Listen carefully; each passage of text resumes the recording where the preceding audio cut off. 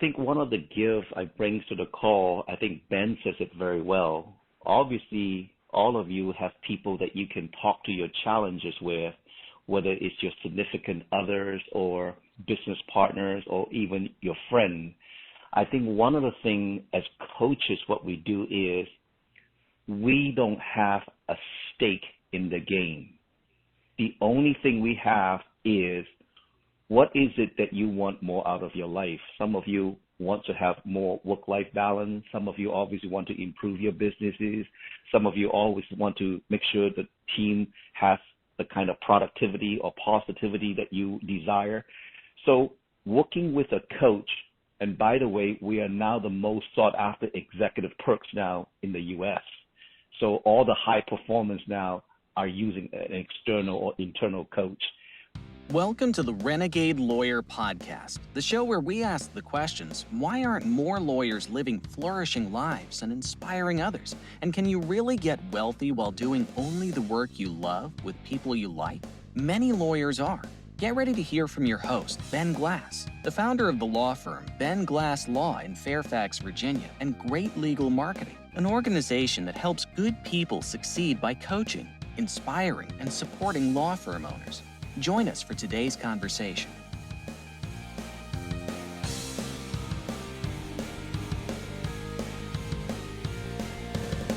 Okay, everyone. Hey, thanks for waiting. This is, of course, Ben Glass. I have on the phone Samy Chong, and I'll introduce Samy to you all in just a moment. This call is a special call for our Diamond and Mastermind level members. It's in conjunction with the Mindset box that we sent out the first week of October. One part of that box was the book, A New Earth by Eckhart Tolle, which Samy recommended I start reading earlier this summer, and I read it a couple of times, and Samy's been coaching me through it. For those of you who've been around Great Legal Marketing a while, Samy Chong is familiar to you. He has been a sponsor of our events. He has spoken at least one of the early events, and I've had him on at least one other coaching call here in the past. Samy is he's a business coach to us, to the solo and small firm lawyers. Many members of Great Legal Marketing have tapped knowledge and insight over the years. I started working one-on-one with him earlier this year as I started to get really serious about figuring out, I'll be 60 in February, figuring out what the next 10 years looks like, what the exit plan is, and how we continue to really have fun in the practice, but also secure the financial and emotional security of my family. So everybody knows, every Wednesday, Samy and I get on the phone for about 50 or 55 minutes, sometimes 65 minutes, to discuss a lot of different things, everything from helping me get a very crystal clear vision of what this whole deal looks like in 6 months and what it looks like in 10 years, to coaching me on how to be the best coach and CEO and law firm owner that I can be. We typically run through the roster of employees and talk about what's going on with each of them and how they're doing and how I can coach them to be better. So it's just been really awesome to really work one-on-one, have an accountability partner. I often tell Samy and my wife, Sandy, that Wednesdays are very cognitively exhausting days for me because typically after I get off the phone, spending an hour with Samy, I'm making notes and delegating stuff and trying to keep a lot of balls in motion. Samy, welcome to the call, and thanks for carving out some time. It's a pleasure. I love what you pointed to, that when you finish the phone, there's a lot of stuff going in your head. I always remember my daughter says to me, "Dad, stop making me think." And I think a big part of what we're talking about this call is really, if you look at the Napoleon Hill book, Think and Grow Rich, it doesn't say do and grow rich. So I accolade what you just said.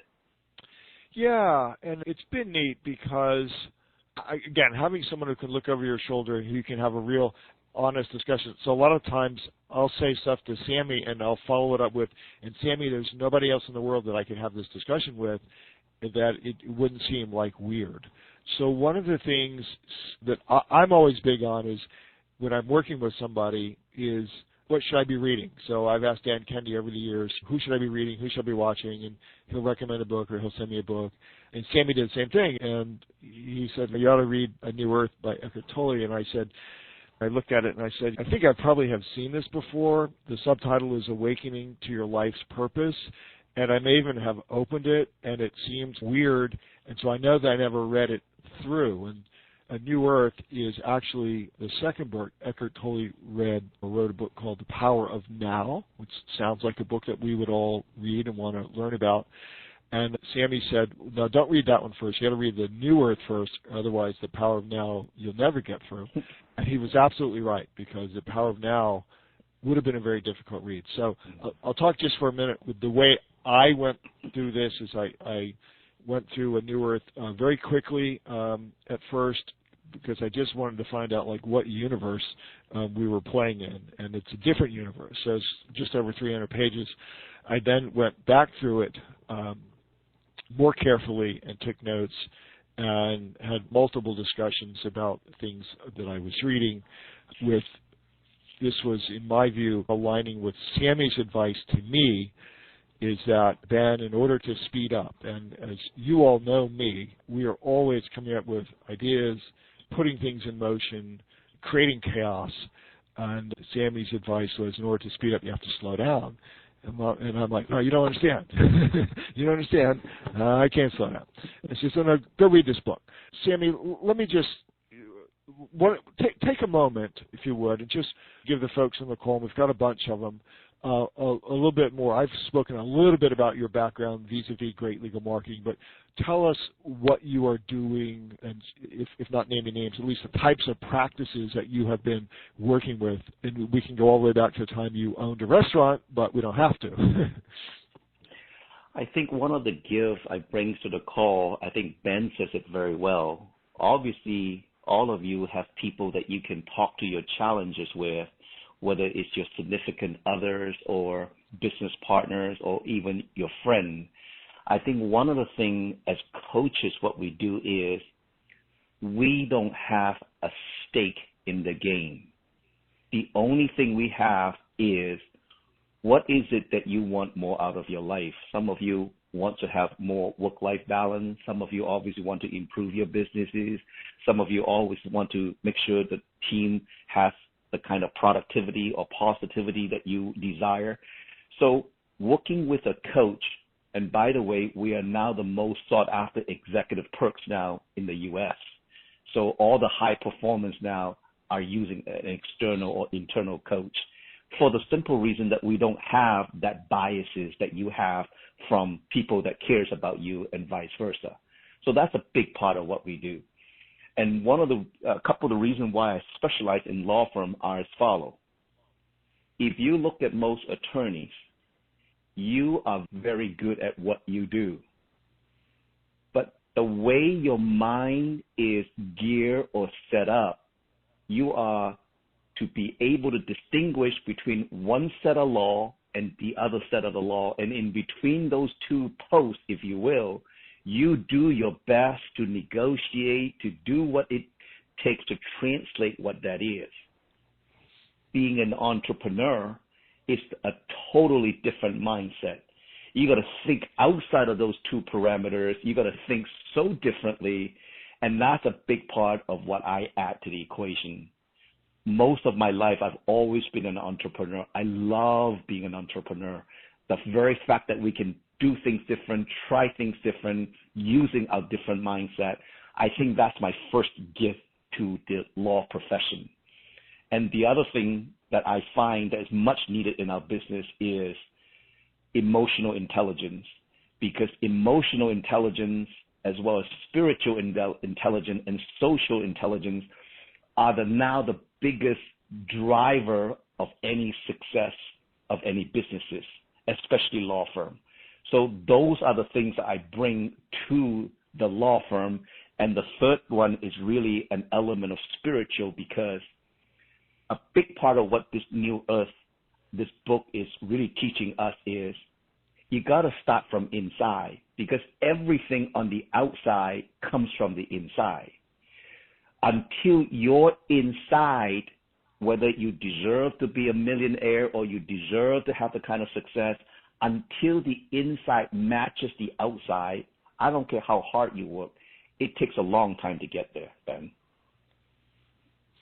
Yeah, absolutely. And I'll share in the call, in one of the early calls, the way Samy works is you start with a big questionnaire and you go dig deep. And one of the things I told him was, I said, money just doesn't actually mean that much to me because I've always been at least comfortable, and it's just not that big a deal. It's my least good skill set, actually, is thinking about and managing and projecting money. And so Samy said we have to wipe that right out of the rule book here, because it is the way to get all the other things that you want. And we've had very interesting conversations, and some days we get so excited with just planning one thing on top of the other that I think we both benefit from the call. But Samy, for those who have not maybe started to read A New Earth, and you hinted at this a little bit, everything outside has to come from the inside. But what is Eckhart Tolle bringing to the world, first of all, with his philosophy and particularly this book, A New Earth? Got it. On an average day, most of us on this call have between 40 to 60,000 thoughts that go through our mind. You're driving, oh, look at the way the guy drives. You're having lunch, oh, look at the way the person eat. I can't believe that's the kind of food that they would dare to eat. Out of the 40 to 60,000 thoughts, most of those thoughts are judgmental, are negative thoughts. So what A New Earth is pointing out to is this: until we find a way to slow down our thinking, until we begin to choose the thought we want to think about versus the thought choose us, until we know about what is our purpose here on this earth, why do you do what you do? Why are you here? Until we begin to learn to live in the present moment, because the present moment is where all the answers are, we are running way too fast. Most of you on this call, by the time alarm clock wakes you up in the morning, till your head falls into your pillow, I can tell you're busy. I can tell you're so busy you don't even know what you did or what you eat the day before, because everything just moves so quickly. Think about your weekend. It goes by so very quickly. What's happening is, as the world begins to move faster and faster because of the little device that you all have in your pocket or in front of you, it speeds things up. So the more you speed things up, the more you have to have energy to pay attention to every email, every fax, every voicemail, every text, and so on and so forth. So what the whole earth principle is really, how do you stay in the present? How do you slow down so that you don't have to do a lot, but yet you can accomplish so much more? That's really the premise of learning how your mind thinks and how else we can stay in the present moment so that you don't have to work as hard like most of us do. Again, at the top of the call, this is what I love about Napoleon Hill's book, which is the first book that allowed us to write about how to self-help or move the self-help movement. It says think and grow rich. And I always look at that. It doesn't say do and grow rich. Most of us on this call, I believe we're doing a lot, and we're frustrated that we're not accomplished the kind of result that we want.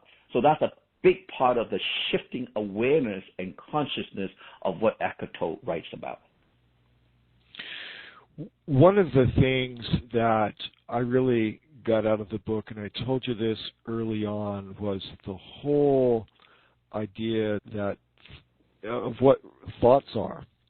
And anything that has happened to you in the past, a minute ago or 10 or 20 years ago, today is nothing more than neurons running around in your brain. They aren't real. By the same token, what's going to happen tomorrow or next month or 5 years from now isn't real. Yes. Today, it's only thoughts running through your brain. One of the other books you recommended, I think, was Why Zebras Don't Have Ulcers. They only get stressed 2 times, when they're either chasing dinner or being chased, and maybe will be somebody's dinner. And they don't worry about the mortgage. They don't worry about where the kids have colds or anything like that. So, first of all, you agree if I paraphrased a significant part of what A New Earth is trying to set up, what Eckhart Tolle is trying to set up in his book?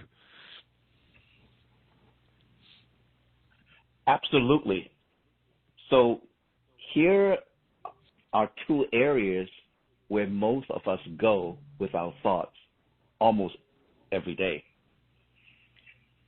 If I take the past and bring it to the present, if I start telling you what my wonderful previous wife did and how much she took from me and how I have to start from scratch, notice I did say wonderful and previous the same sentence. It took a long time to get there. If I take the past, the hurt and pain, and brings it to the present, I'm going to be angry. How can I not be angry? Because part of us is, I can't let it go, it's so unfair, and so on and so forth. Most of us, our thoughts bring the past, the things that haven't have some closure, to the present, we get angry. And then we bring the future to the present. I'm a single father, I still have a kid, but he's going off to Japan at the end of this month. I don't know what he's going to do, he doesn't speak the language. If I bring the future to the present, of course you're going to be worried. Most of our 40 to 60,000 thoughts, in addition to judgment and being negative, it's between these 2. We either are angry somehow, somewhere, or we have anxiety, and that's why we are a nation that takes a lot of antidepressant pills, because we keep taking the future into the present. By staying in the present, right here, right now on this call, most of you have enough coins in your pocket to buy a cup of coffee, even buy a nice dinner. Most of you got a nice bed to go home to.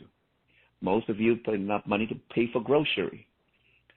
In this present moment that you are at, everything is safe. But our mind never goes there. If our mind never goes there in the present frequently, it's hard to find the solution. This is what living in the present moment does. You don't have to work as hard, but yet you know certain things that you need to do or think about will move your business to where it is. The reason why we as coaches stop our client once a week, 45 minutes to an hour, it's really allowing them time to think. With E-Myth for attorneys or E-Myth in general, you either work on the business or work in the business. I promise you, a lot of time when you get into the office to the time you leave, you're working in the business. You're busy. The minute the phone rings, the minute the staff doesn't show up, the minute the discovery shows up, you are running. Without that thinking, without that planning, that's how most of us have struggled trying to keep up with so many hats that we have to wear just to move our business forward. So one of the challenges for me, and I'm sure I speak for others on the call, is, hey, we read a book like this, we get off the phone with Samy, we're like, okay, I get it. Carve out that thinking time and not really necessarily planning, not bringing the future to the present, just thinking, and it's good. But then the next day, we go to the office or the iPhone dings, and we're back into the bad habit of doing. And I used to come home and tell Sandy I felt like an air traffic controller today, and no planes crashed. So it was an awesome day. No planes crashed. So how do we actually start to break that habit? because, Samy, people will say, yeah, but I'm a lawyer. I got all these clients, and I got these deadlines, and I got these judges, and I got these discovery to do. How do we shift? How do we start to shift? And then I want to ask you about how do we maintain that momentum? That's a really great question. I will start off by the American Society of Training Development. They did a research. The research explained the likelihood of each of us completing a goal with the percentage of the odds that will happen. For example, when you hear an idea, in order for you to complete that idea into a goal, it's 10%. When you consciously decide to adopt the idea, now you're moving the percentage point to 25%. When you decide when you will do it, that ups the percentage to 40%. When you plan how you will do it, now we're breaking the 50% barrier. When you commit to someone else that you do it, we're crossing the middle point of 65%. This is where coaches come in. When you have a specific accountability appointment with the person you commit to, that becomes 95%. So whether you work with a coach or whether you work with even your office staff, make a commitment. This is why a lot of time when you guys have a meeting, there's no accountability of when the project will get done, who will do it. It's just more conversation after the staff meeting, and then we can't figure out how come those things doesn't get accomplished. So putting accountability in place, putting a date, putting a time to who is responsible, that's a great start. I think your question, Ben, goes a little bit deeper. How do we begin to slow down our mind? How do we begin to not have so much thought? How do we unbusy ourselves, I think, is the nut of the question, is what I'm hearing. Yep. So first thing first, start each day in the morning. Instead of rushing and getting out of bed, just take 2 minutes of your day first thing in the morning. Just sit. Here's what you'll find. It will be the longest 2 minutes of your life because you are egging to get out of bed, get into the shower, get ready to go, and get moving. That 2 minutes, if you can learn to be quiet, learn to read something maybe inspirational, start off your day something small, even though it will take some discipline. It's a great way to do it. That's number one. Number two, find a way to simplify your life. Maybe you're going out too frequently, maybe too many dinner engagements, maybe there's just too many projects, too many things you have to do in the house or in your life. Begin to look at the 80-20 equation. 20% of what you do gets you to the result that you want. Just like 20% of your clients really are the cases that pays for the bill. Look at your life. What are things you can simplify? For example, even my socks. You know how we wash socks and then it's got different socks? You have no idea how the washing machine would take the socks away. So I buy one brand of black socks. I never have to match socks because it's one brand. I'm simplifying my life. Find ways to simplify your life. That's another way. When you talk to people, just take a moment to look into their eyes. You will find most conversations, people never look at anybody in the eyes. We talk, we're hoping you will listen, and then we move forward. This is why if you ever sit in a very busy mall, the person that consistently connect with you is that baby in the stroller. Somehow, somewhere, as the baby is bobbling his or her head, it will find you looking at them. That's staying in the present moment.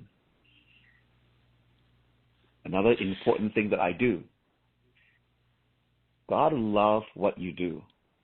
I think a lot of time when I get on a coaching assignment with an attorney is they're beginning to not like what they do because they've inherited so many job descriptions, so many hats that they wear. That's why one of the first things that I do with them is, tell me what you want. Tell me what your perfect vision is. Tell me what your perfect job is if this is the role that you want to do. Because until you learn to do what you love, until that becomes synonymous with, wow, I'm excited because this is what I love. It's like watching your young kid getting his newest Nintendo game. They don't need to sleep. They don't need to eat because passionately they just drive that game forward because they love it. Find things you love. And when I talk about going back to simplify my life, I had to cut out a friendship of 27 years because it didn't serve me anymore. Is it easy to cut out a friendship of 27 years? No. But today, on this call, I can say to each one of you, I love my life. I love every part of my life. Why? Because I consciously design the life that I want to live. I'm taking off to Brazil December 10th for a month. Why? Because if I'm teaching people work-life balance, I have to live work-life balance. That's the brilliantness of working either with a coach or working on yourself. What does your perfect life, perfect business look like? There's a ton there to unpack and to share. And one of the things I'll share is every Wednesday when Sammy and I get on the phone, he says, how are you doing? And I have a slightly different answer now, but I said, Sammy, I am awesome. And I would tell him the thing, just as Sammy just described, he's really enjoying, he loves his life. I love my life. So many interesting people, things, problems to solve.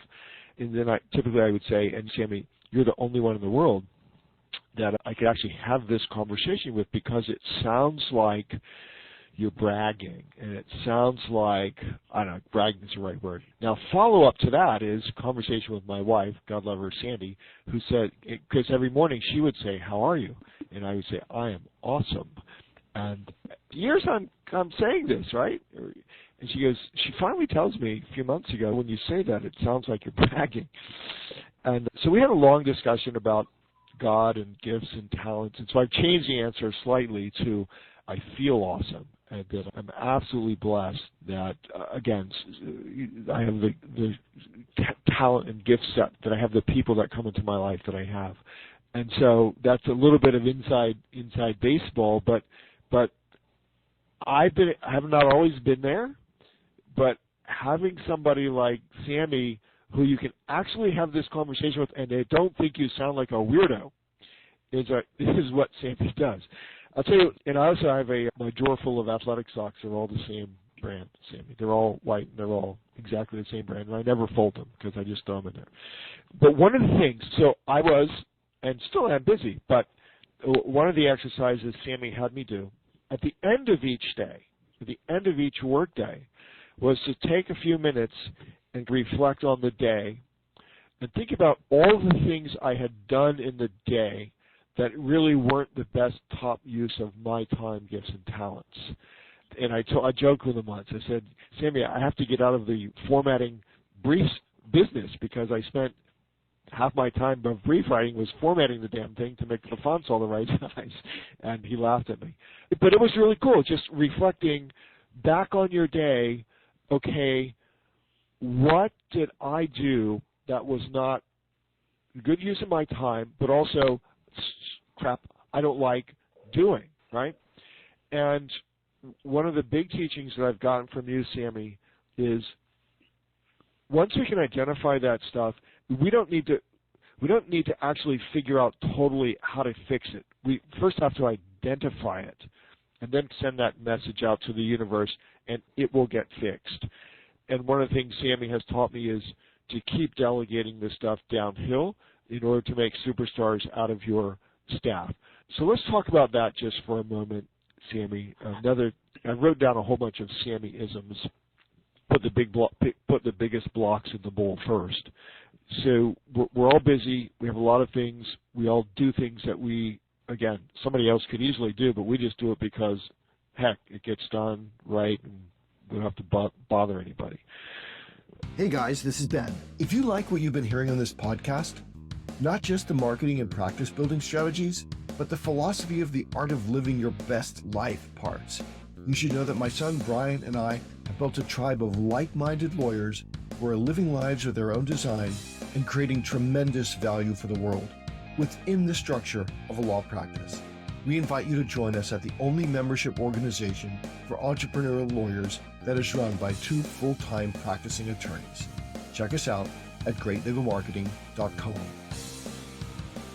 But talk a little bit about the mindset now of really simplifying for the busy lawyer what he or she is doing just on the legal side.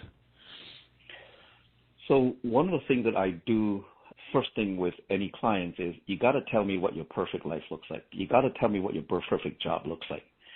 From there, we got to distill your why. What are you doing? What's the uniqueness of your business and the uniqueness of you? And we break it down to a couple of areas.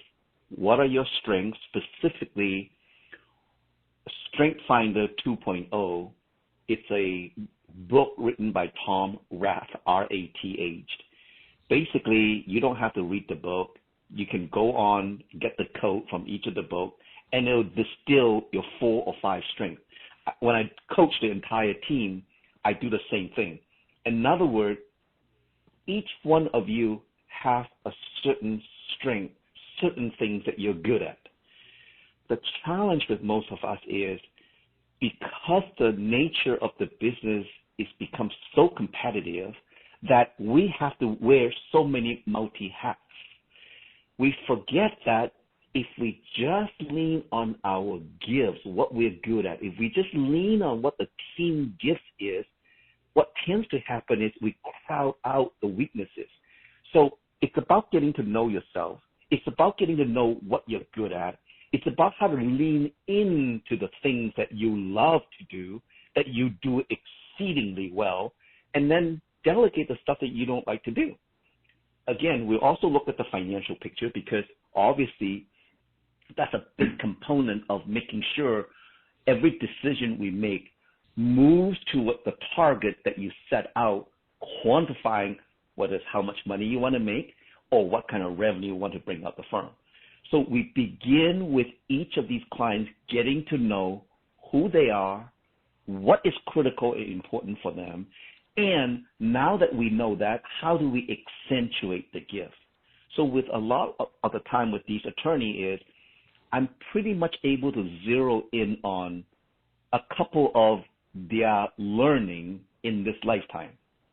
So an example, imagine this attorney, 14 years old, had a beautiful steak dinner with his parents at a Morton Steakhouse. Dinner's done. Way back then, 40, 50 years ago, the parents would go up to the cashier and pay the bill. Now, this 14-year-old is watching the parents paying the bill.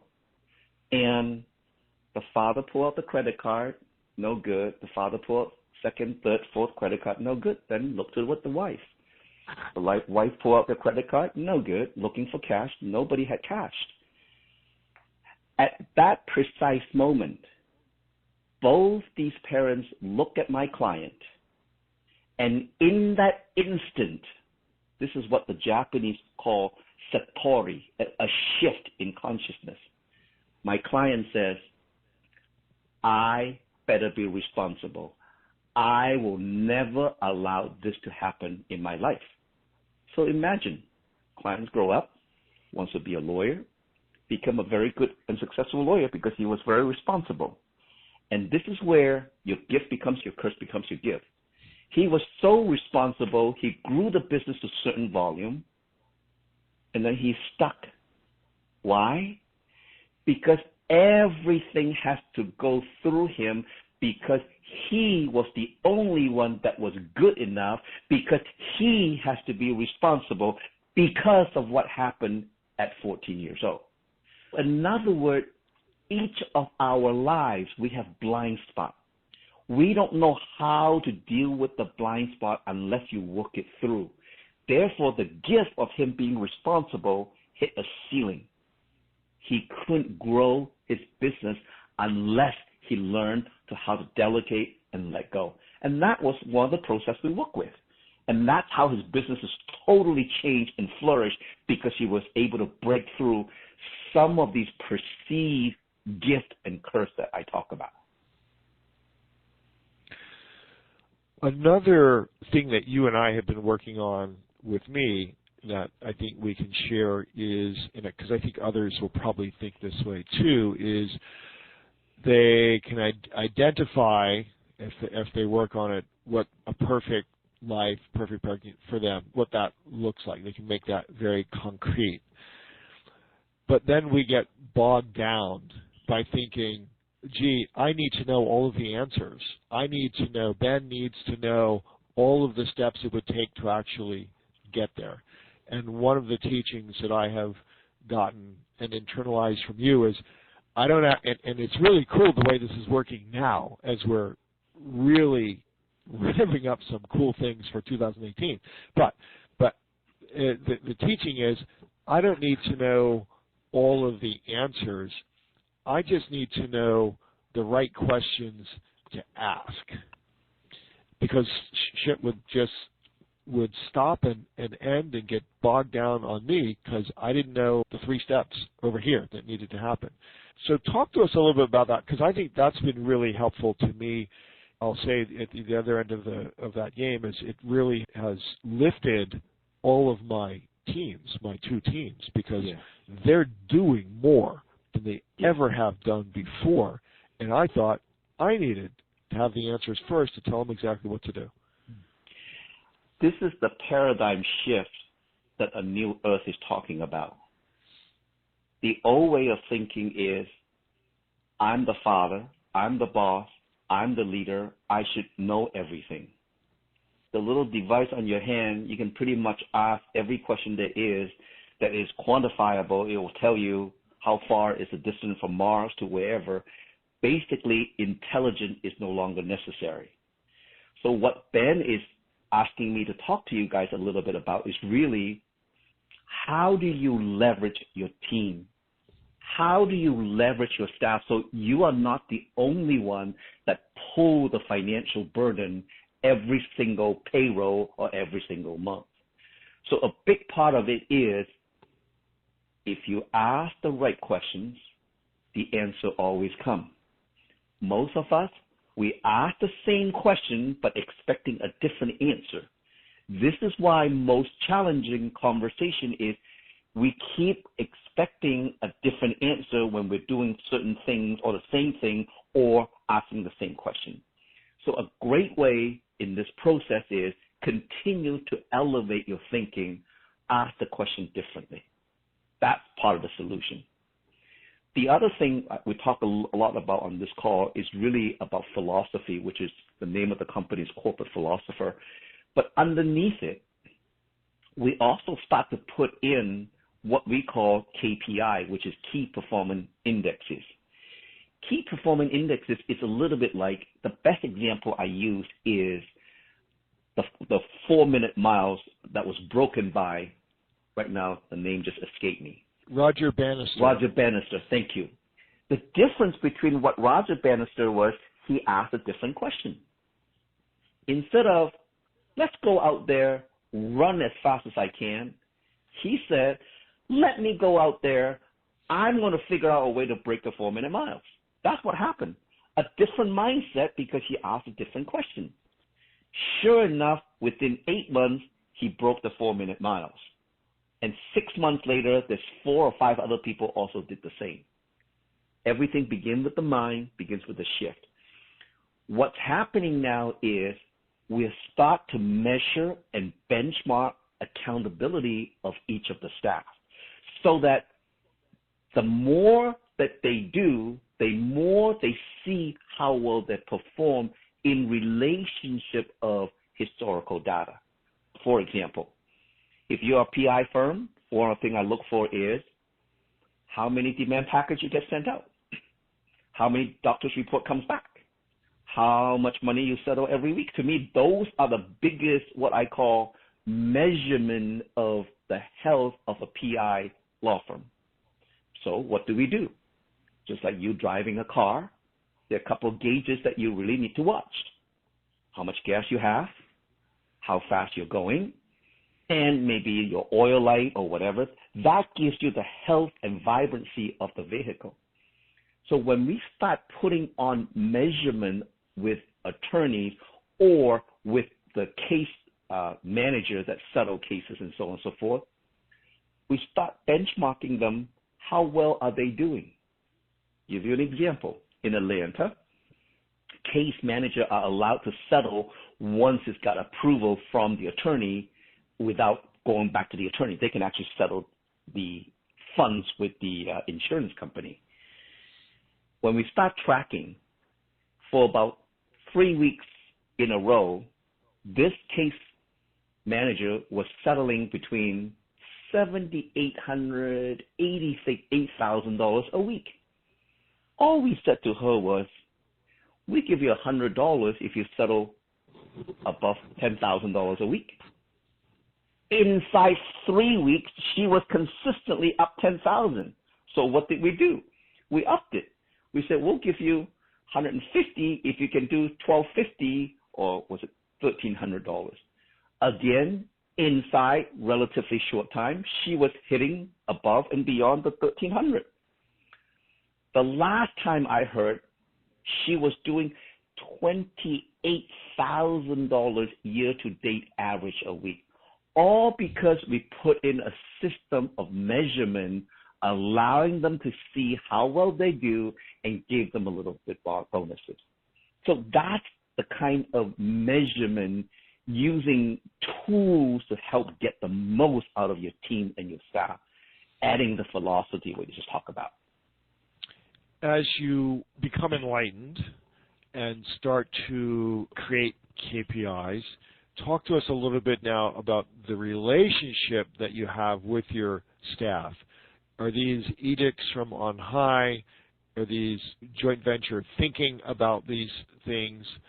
Because a lot of times, Samy, we bring somebody like you into the equation, or someone comes to a great legal marketing event, or they go to Tony Robbins' event, and they come back, and the staff goes, all right, he's all excited for a week, but don't worry, in 2 weeks we'll be able to go back to normal. So how do we get the team on board, enthusiastic, and aligned with where we want to go with our practices? Got it. First thing I always say, you got to do some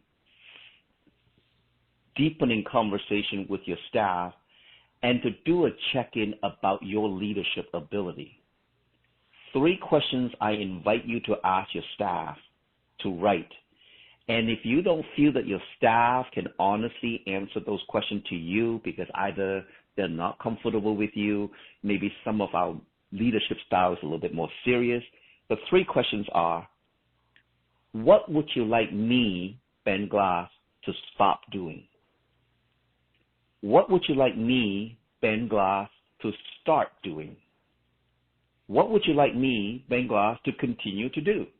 Those 3 questions gives me an idea from the perspective of the staff, how do they see me and how do I work with them? And you can answer the same question, what would you like Ben Glass, GLM, to stop doing, continue to do, and so on and so forth. Those 3 questions was what I did with the restaurant business, because by the time a client finished dinner, we asked them, what would you like us to start doing, continue to do? If you fill out the questionnaire, you get a chance to enter into a draw every single month. We get a limo to pick you up from the restaurant. You get a full dinner. You go to a show, and the limo drives you back, and you have dessert, and it drives you home. So for me, it is the best questions or tools to get a sense of what your staff needs from you. So that's number 1. Number 2, like Ben, the restaurant business taught me so much because I was one of these wonder boy where I could recommend a bottle of wine. I can open it with such a flair that you would go, wow. But the problem is it cost me a marriage and it cost me my health because I was the superstar. So when I learned that the 23 or the 24 staff that I have if I find a way to take care of them every single day by listening to them, by communicating with them, by having communion with them, by breaking bread, by asking these questions, guess what? I now know how to inspire and motivate them. And by the way, those 3 questions, some of you want a better relationship with your children or your teenage kids. Those 3 questions has helped me to be one of the best fathers that I feel with the kind of relationship I have with my 2 kids. The second thing is really learning about having that kind of communication, communion, and serving your staff, because now you know what they need from you. Start, continue. That's number 2. And number 3, with Ben Glass, I think we added the 7 habits of highly effective people, because to me, that habits I know has changed my life. So it's a powerful tool for them every week to meet just to talk about those habits, how to be a better person, how to be a better father, how to be a better lawyer or a mother, and so on and so forth. So you can add tools depending the needs of your team to have that sustainability and so on and so forth. And of course, what I did in the restaurant business, I always try to find things like lottery ticket costs $5 and they have a chance to make $1 million. So every time they get a paycheck, I stay for one of those. Or I give somebody else a trip to the local spa or something like it. If you continue to work on your team by listening with them, by having these kind of conversation with them, they will teach you what they need to continue to do. That's how I would add that piece on. And let me say, if anyone wants to ask Samy or me a question, you can hit *2, get in line to do that. So one of the discussions, and so we started with 7 habits, and it was a really good session. We brought lunch in, and for one thing, I had folks from both businesses in there, and they told stories that others had never heard before about things that had happened in their background, other workplaces. So it was a very cool bonding thing too. But one of the questions that comes up, Samy, when we start to talk about KPIs and measurement is how much do we share with the team things like how much it costs to keep the doors open, how much profitability there is, how much do we share even what my why is, right? Because you and I have worked on that, and do I come into the office and go, hey, by the way, here's my vision of a perfect life for me. What do you all think about that? Talk to us a little bit about that. And again, if someone wants to ask a question, *2, and we get your question. So there's a couple of areas where I can go. I think when I start showing my profitability to my staff at the restaurant, of course, some of my friends says, oh, you can't do that. You can't tell me you're making this or making that. I said to them, there's 2 paths you can go. The scarcity mentality is you don't share with the staff, you hold everything in, and you are not transparent, and so on and so forth. The abundance mentality is, you know what? If I win, you're going to win. If I do well, you're going to do well. So what I did was made a conscious decision to share my financial statement with the leadership team so that they are acutely aware of what it costs to run the business, what the labor costs are, and what kind of money I take home and all that stuff. And truth to be told, when you divide the money that I made by the hours I put in way back when, it was barely above minimum wage per se, whatever. And of course, some of you are doing extremely well, and part of your fear is, I don't want the staff to know how much I make. My point to you is, if you are doing well, why can't you design a bonus program in which if you do well, they do well, which is one of the things I've always advocated. A lot of time we keep giving them raises, and I said nothing wrong with it, but if you have 1 or 2 bad years, especially in the PI field where you are feast and famine business, you are on the hook for that salary and so on and so forth. And if I was the staff, I don't want to be thinking I'm the highest paid, potentially I'm the first to go.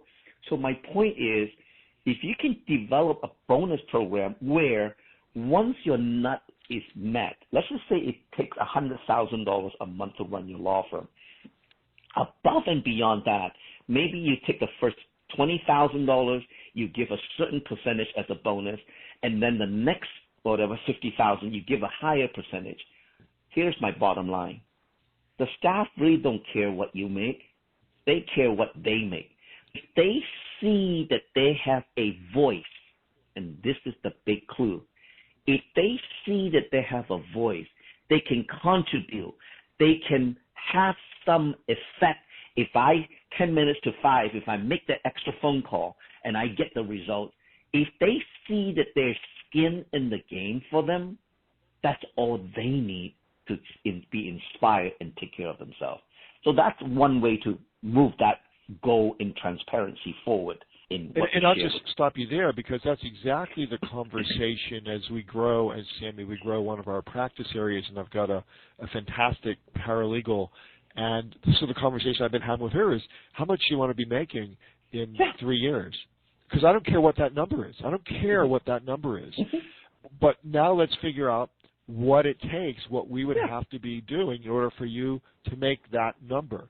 And it really, I have found in every discussion, as I get more mature and have these discussions with the team, and I've said this to you, Samy, and I said it from the stage at our event last month, I have the two best teams we've ever had. We have superstar people, and I'm very blessed by that.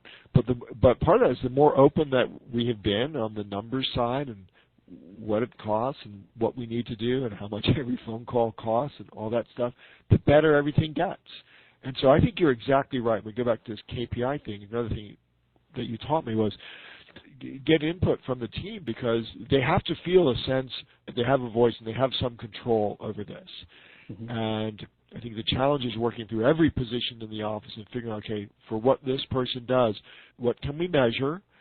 What of the things we can measure do they have control over, or some level of control over? And then how can we reward or incentivize that?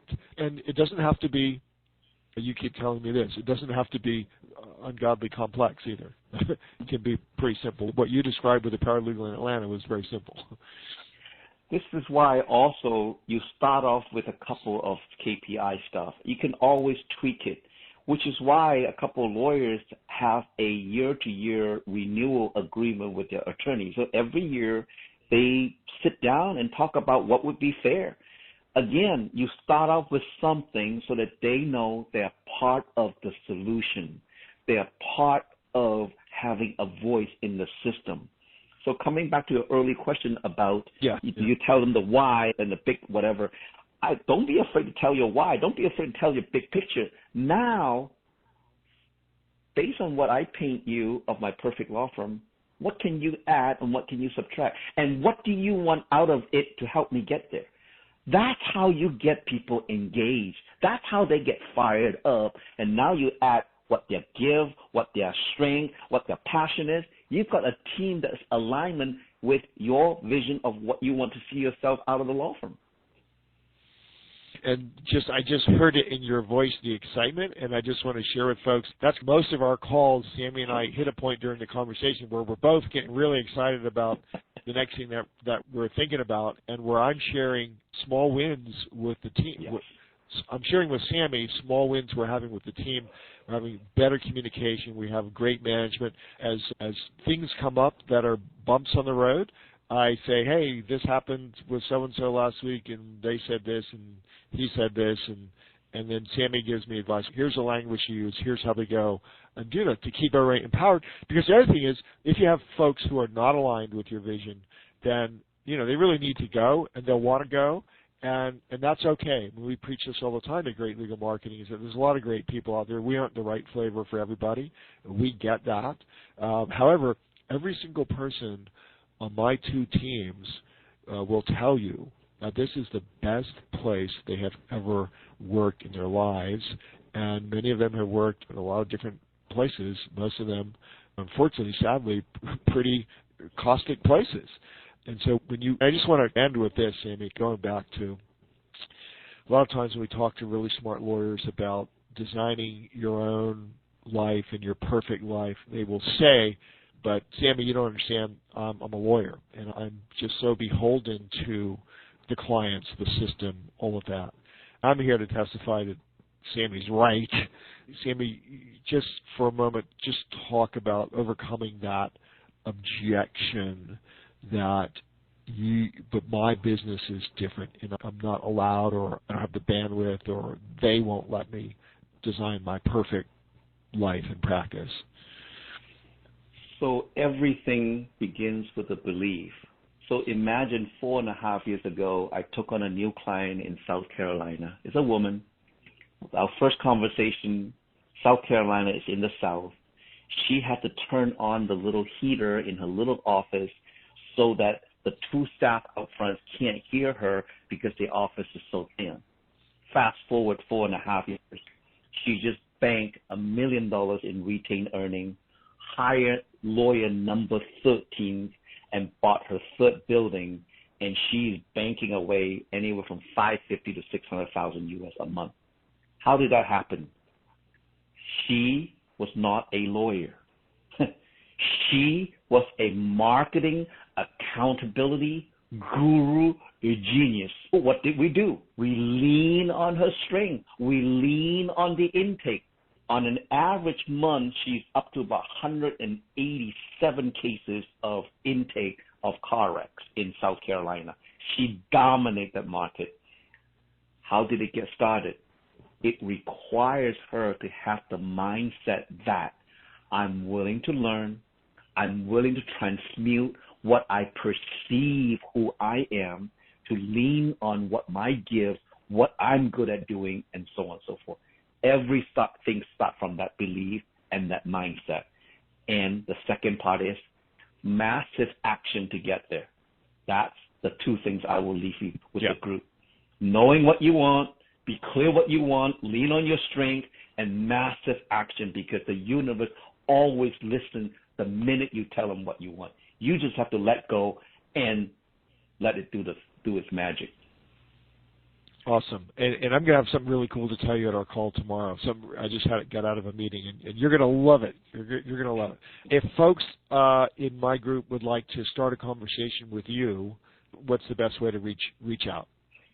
Yeah, you can send an email to them. I'm more than happy to do a demo coaching call with you. I think a couple of things happen. I am getting to the upper end of my bandwidth. But what will happen is I have other coaches who can support you, and I do have a little bit space left per se.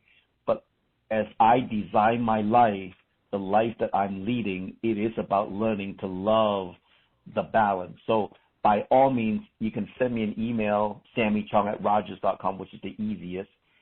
SAMYCHONG. Rogers is ROGERS.com. Or corporatephilosopher.com is another way to get in touch. I would be more than happy to do that. Yeah, what we'll do, and it's one M in Samy, what we'll do is we'll send out Samy's email just to this list of folks who got the box. And great. All right, so I don't have any questions. Samy, thanks so much.